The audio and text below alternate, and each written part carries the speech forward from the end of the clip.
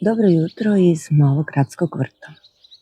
Ovdje najviše uživam popiti kavu, biti sa svojim biljkama, ali ponekad nam treba malo više tišine, malo više mira i pronaći malo inspiracije za sebe, za vrt, za život.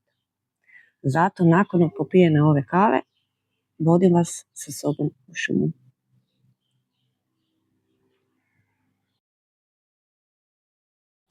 Ponekad je prava čarolija izaći među drveće, udahnuti svježi zrak i usporiti korak.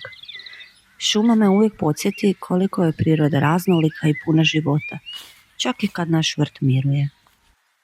Priroda je nevjerojatna. Gdje god pogledaš otvaraju se mali, čudesni, zeleni mikrosvijetovi. A jutarnje sunce koje se probija kroz krošnje uvijek me ispuni posebnom energijom.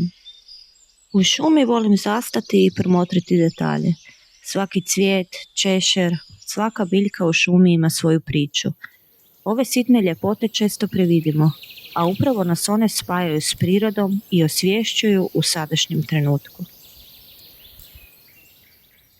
Jesen pretvara šumu u pravu galeriju boja. Mijenjanje lišća, zlatni tonovi, to je najljepša kulisa za šetnju i odmor za dušu.